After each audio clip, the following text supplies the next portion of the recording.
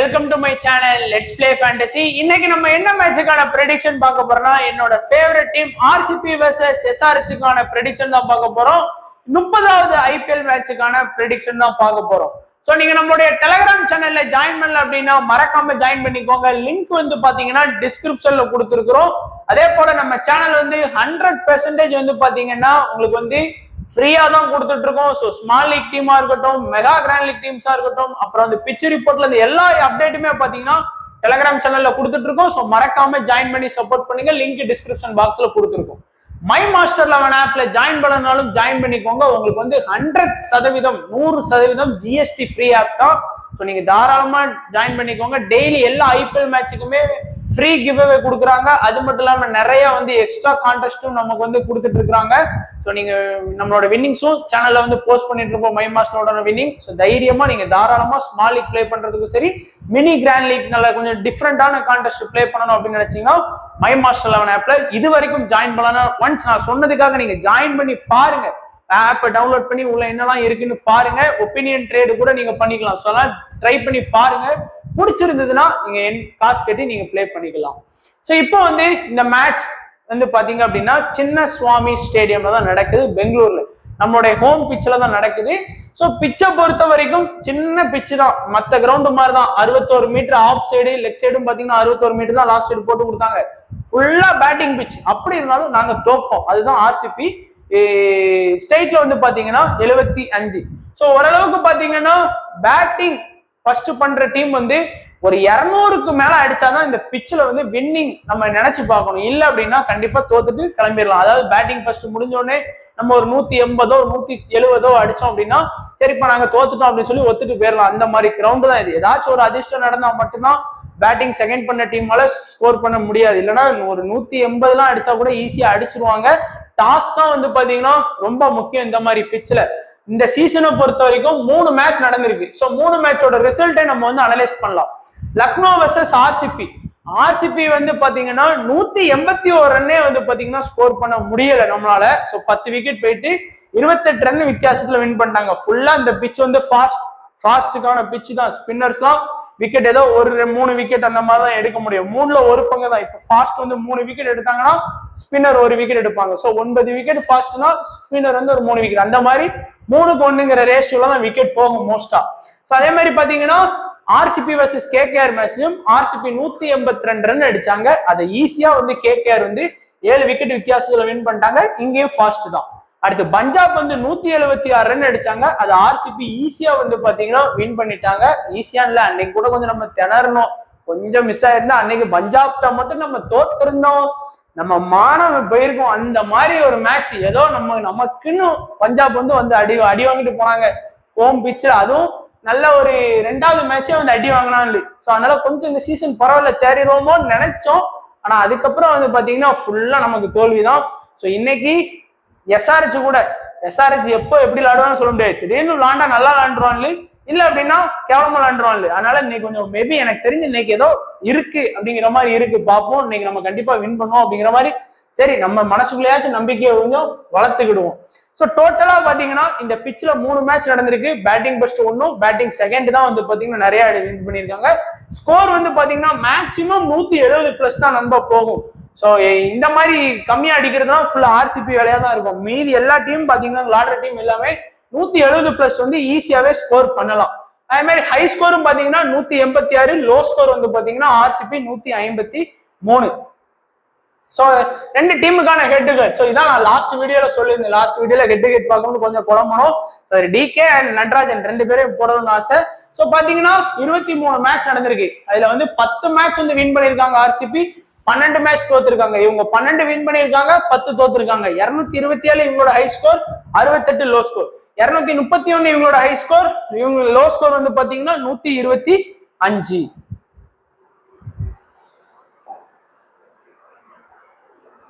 So இப்போ பாத்தீங்கன்னா டைரக்டா ப்ரெடிக்ஷன் ஆரம்பிக்கலாம். ஸோ எல்லாருமே பவுலர்ஸோட பேட்டில் கேட்டிருந்தீங்க.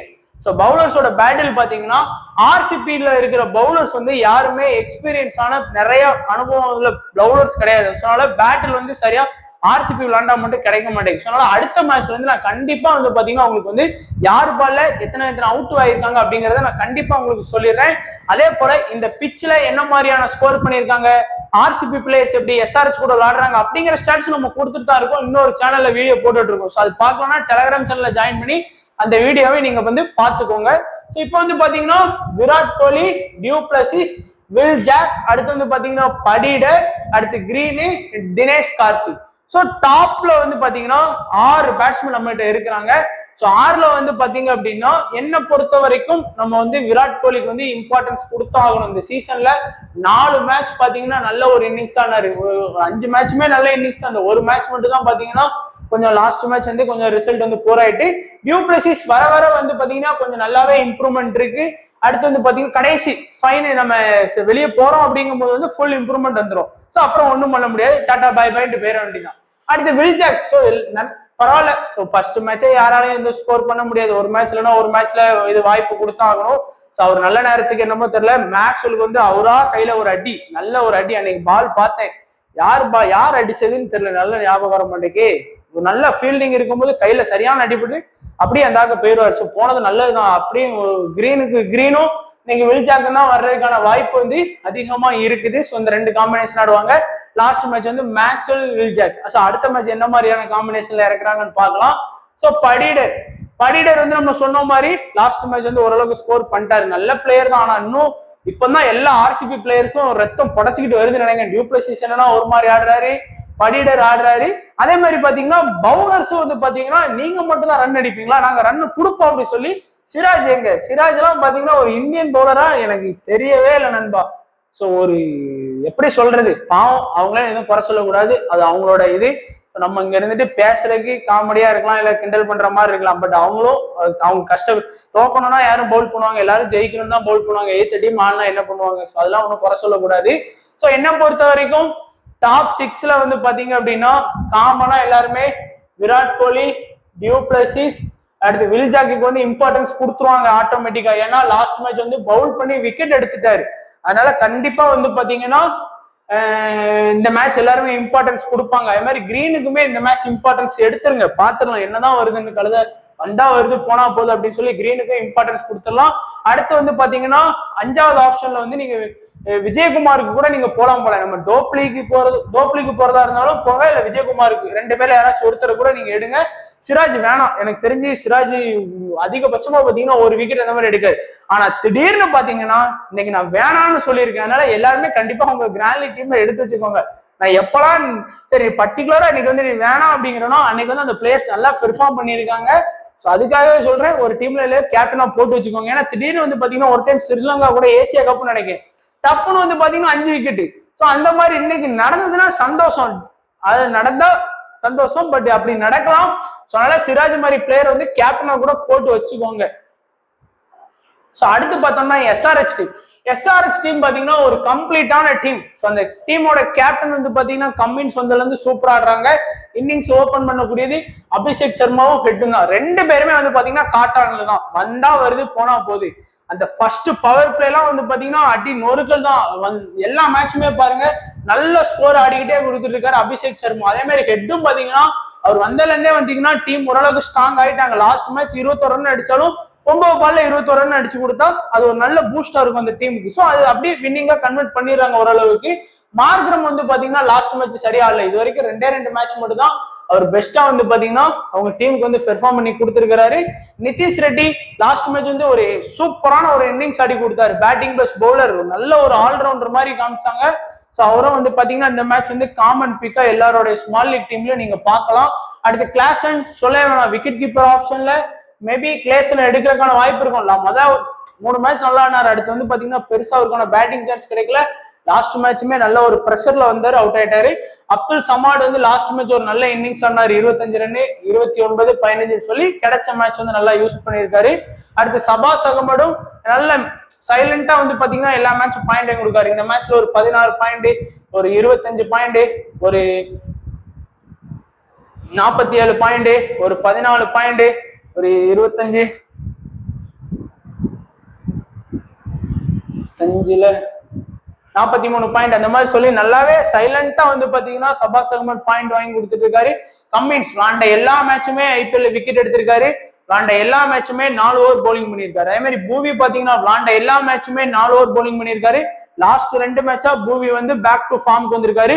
நட்டு வந்து பாத்தீங்கன்னா விளாண்ட எல்லா மேட்சுமே 4 விக்கெட் 4 ஓவர் போலிங் பண்ணியிருக்காரு. ஸோ அதனால கம்மின்ஸ், பூவி, நட்டு இந்த 3 பேருமே நல்ல ஆப்ஷன்ல வச்சுக்கோங்க. பட் ஒரே ஒரு மெயின் ஸ்பின்னர் பாத்தீங்கன்னா மார்க்கண்டே மட்டும் தான் இருக்காரு. சொன்னால அவருக்குமே நீங்க இம்பார்ட்டன்ஸ் கொடுக்கலாம். பட் அவருக்கு வேலை சபாஸ் அகமடும் வந்து பாத்தீங்கன்னா இப்போ வந்து ஸ்பின்னர் ஆப்ஷன்ல யூஸ் பண்ணிடுறாங்க. உனட்கட்டும் பரவாயில்ல, விளாண்ட 4 மேட்ச்ல வந்து பாத்தீங்கன்னா 3 மேட்ச் விக்கெட். அவரும் வந்து பாத்தீங்கன்னா வர உனட்கட்டும் நல்லா பவுல் பண்ண ஆரம்பிச்சிட்டாரு. நல்லாவே பவுலிங் ஈடுபாடோட பவுல் பண்றாரு. அது மட்டும் இல்லாம நிதிஷ் ரெட்டி வேற அவங்களுக்கு ஆப்ஷன் விட்டாங்க. பட் எல்லாமே ஃபாஸ்ட். உனட்கட்டு, பூவி, கம்மின்ஸ், நட்டு, நிதிஷ் ரெட்டி எல்லாமே ஃபாஸ்ட். அதனால இந்த 2 ஸ்பின்னருக்கும் இம்பார்ட்டன்ஸ் கொடுத்துக்கோங்க. ஆனா ஆர்சிபி பிச்சை பொறுத்த வரைக்கும் ஸ்பின்னுக்கு பெருசா டேனு சப்போர்ட்லாம் இருக்காது. எப்பயாச்சும் ரேரா தான் ஏதாச்சும் ஒரு மேட்ச் கிடைக்கும்.